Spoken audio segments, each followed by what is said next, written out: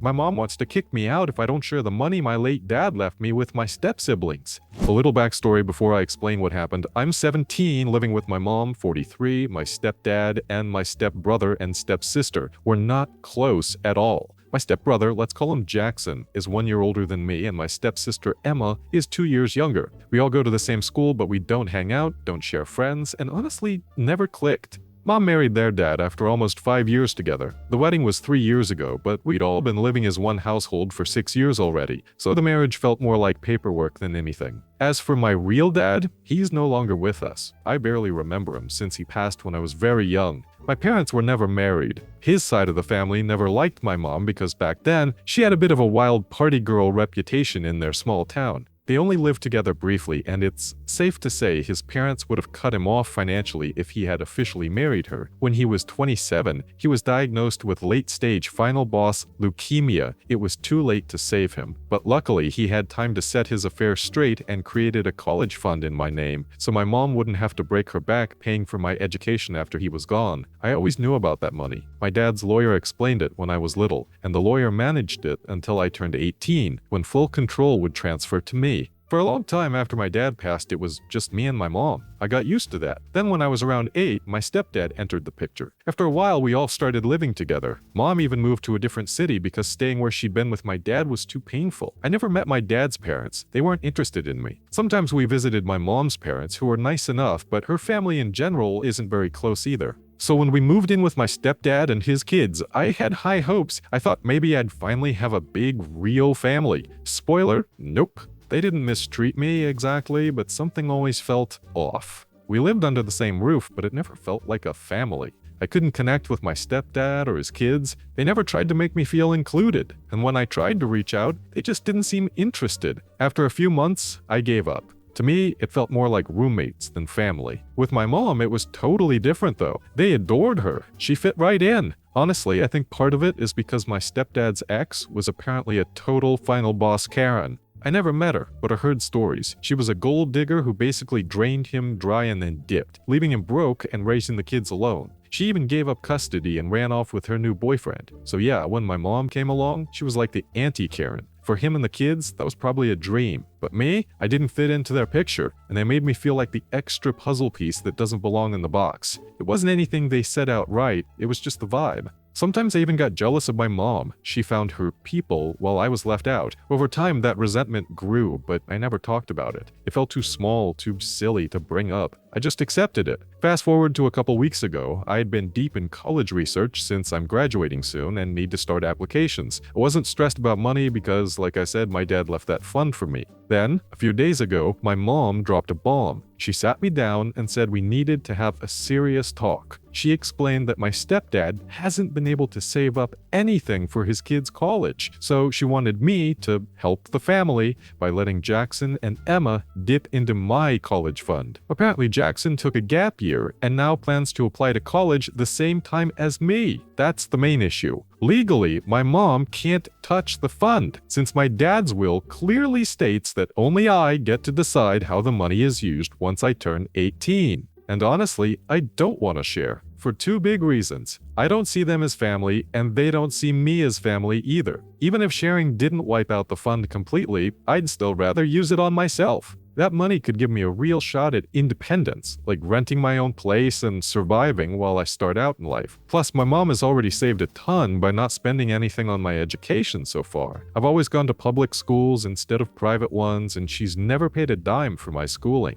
On top of that, I'm a solid student and was hoping to land a scholarship wherever I apply. I never really worried about money before, but with my 18th birthday just a few months away, I started thinking about savings and actually making my own income. So the idea of handing over part of my college fund to my step-siblings sounded straight up clown shoes ridiculous. I told my mom I wasn't going to share because I didn't see the point. If Jackson really wanted to go to college, he could apply and take out loans, just like millions of other students do. Mom did not like that answer. She immediately called me selfish. I didn't even argue. I just said, yeah, I am selfish, and that's not a crime, especially since I don't see them as family. That's when she completely lost it. She acted like I just committed a federal offense by admitting I didn't see my step-sibs as family. The double standards were unreal. For 8 years, they treated me like the odd sock nobody wanted and she never cared. But apparently, I was required to treat them like blood relatives just because. I tried to stay calm while she was yelling, but it was useless. She called me ungrateful, threw all kinds of guilt-trippy words at me. I waited it out, then finally told her, "You can yell all you want, I'm not changing my mind. All this screaming will do is push me further away and kill any chance of me helping at all." She cooled off a bit after that, and for a second I thought maybe we could actually have a real conversation. Naive of me. Because in this house, my feelings mean nothing. The only priority is making sure mom, stepdad, and the bonus kids are happy. My happiness doesn't even make the list. When she calmed down, she hit me with the final boss threat. She said I had 1 week to change my mind or she'd have no choice but to kick me out. At first, I honestly thought she was joking because who says that to their own kid? But no, she doubled down. She pointed out that since my 18th birthday was less than a month away, she wouldn't even be legally obligated to let me live there. Basically, either share the fund or pack your bags. I couldn't believe my own mother would put me in that position, all for the sake of my step-sibs. I was supposed to be her closest person, but apparently not. She warned me to think carefully because this decision could cost me everything. Then she just walked out, leaving me stunned and humiliated. That day, I made up my mind. I'm leaving this house, no matter what it takes. I reached out to my friends and told them everything. What mom said, the deadline, the whole mess. I explained that I needed help finding my own place because I planned to move out by my 18th birthday. The plan was rough, but I knew once I turned 18, I'd finally get control of the fund. It meant budgeting carefully, picking a college major with strategy, and being disciplined. But it also meant freedom, and no more living with people who treated me like a parasite. A couple days later, my friend told me her cousin was also applying to the same colleges as me, since we had similar interests. The cousin already planned to live off campus. My friend suggested we connect, and maybe even rent a place together if we both got into the same school. I reached out, explained my situation, and she was super kind and understanding. I immediately felt like we'd get along. Housing issue? Basically solved. The only missing piece was figuring out where to stay until college actually started, since that was still a few months away. But even that wasn't too hard. My friends offered to let me crash with them until then. It wasn't the most stable plan, but honestly, it sounded way better than staying in that house. Because after that fight, the atmosphere turned toxic. I don't mean direct insults or bullying. What they did was way worse in some ways.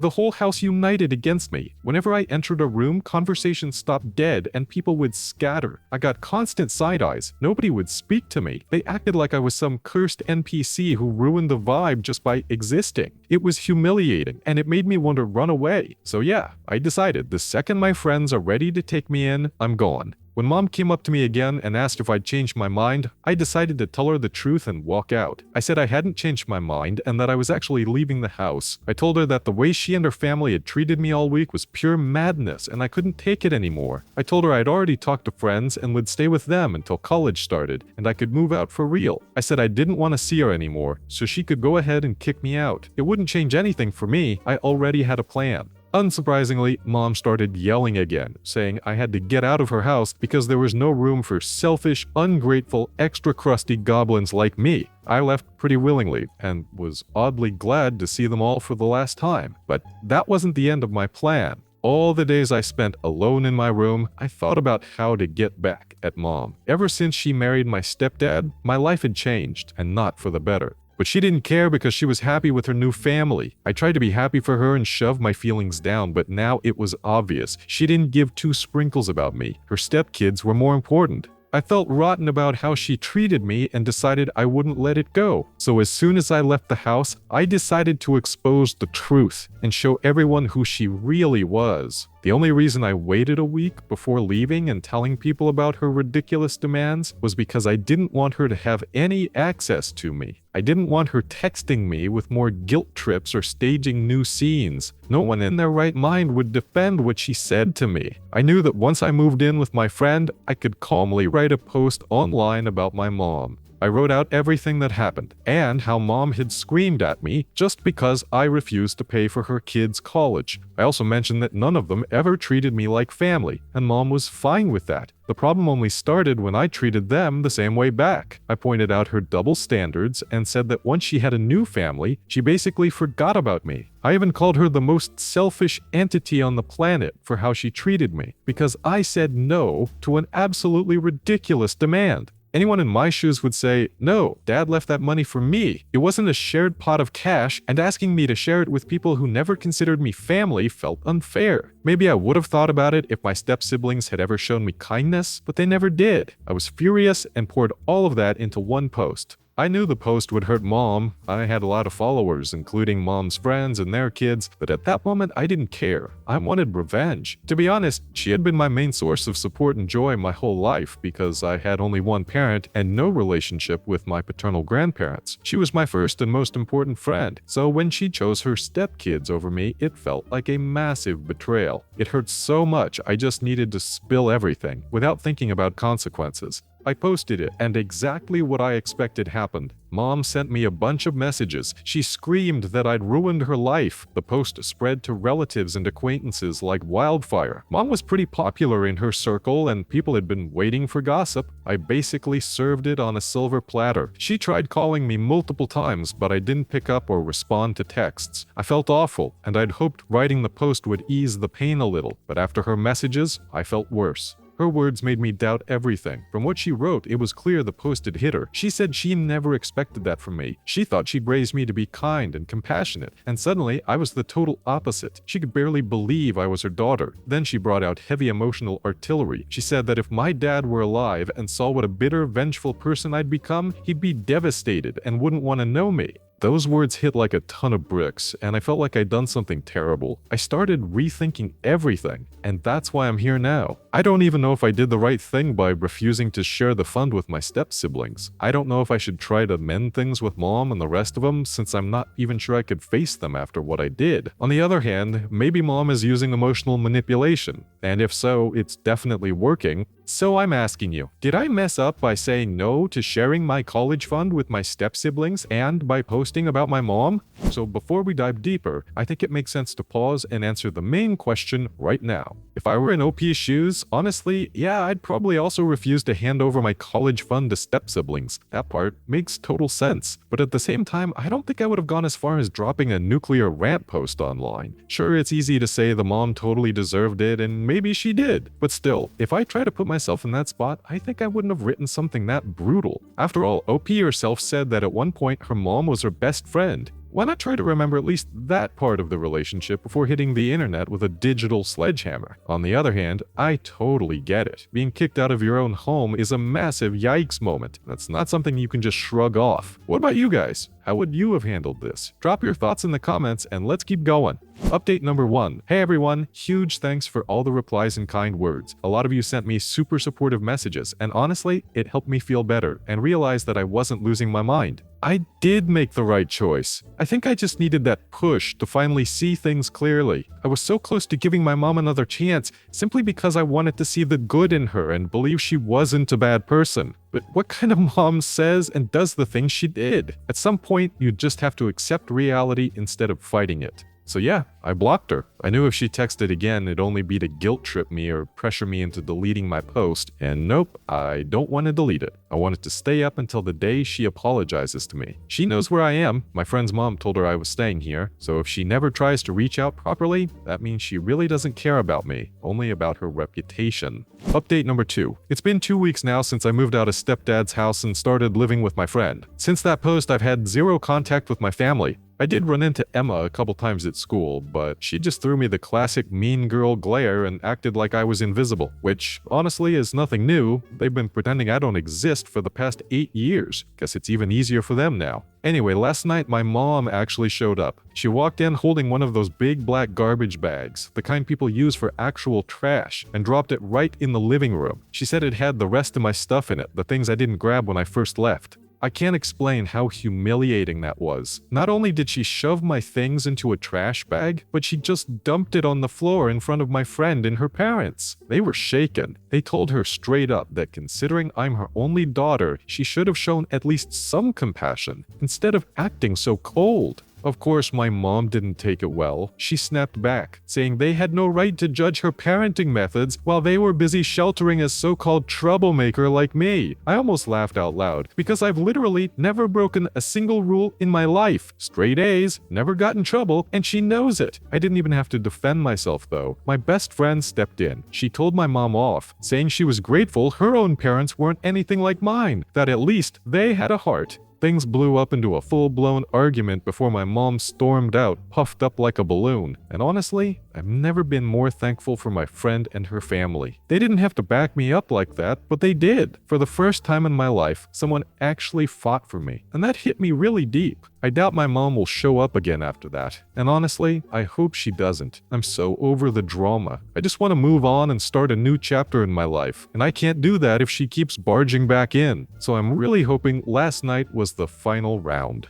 Update number 3. Hey everyone, long time no see. It's been a couple of months since my last update. I've been totally MIA because I was busy applying to colleges and trying to get into one that would offer a good scholarship. I worked really hard and it paid off. I'm now attending the college that was my first choice. And yes, I'm sticking to the plan I made a few months ago. My best friend's cousin, who was also applying to the same colleges, got in too. We're planning to rent an apartment together. She's super sweet, and the fact that she's my friend's cousin is like the cherry on top because it keeps me connected to everyone. The past few months have been emotionally exhausting, but my friends helped me get through it. I can't even put into words how grateful I am to have such people in my life. I know a lot of people with terrible parents or families find emotional support in friends, and I used to avoid that. But now, seeing how far my friends are willing to go for me, I realize they are my true family. I'll forever be thankful for everything they've done. Honestly, I don't think I could have accomplished this without them. It's kinda funny and ironic, but my own mom hasn't even reached out once since I moved out. She didn't care, even after I unblocked her and gave her a chance to talk. That's how little I matter to her. Meanwhile, strangers on the internet and my friends have done more for me than my own mother ever did. But all of that is in the past now. I'm excited for a fresh start and whatever the future has in store. I still hope that someday my mom comes to her senses and reconnects with her daughter. I think there's a decent chance. She might live under his influence for a while, but maybe eventually she'll see things clearly. At least unblocking her was the right move. I didn't just permanently shut her out like many stories we hear online where people block each other and never talk again. Thanks for following this story to the very end. Check out our previous videos over here, and make sure to subscribe if you haven't yet. Good luck out there!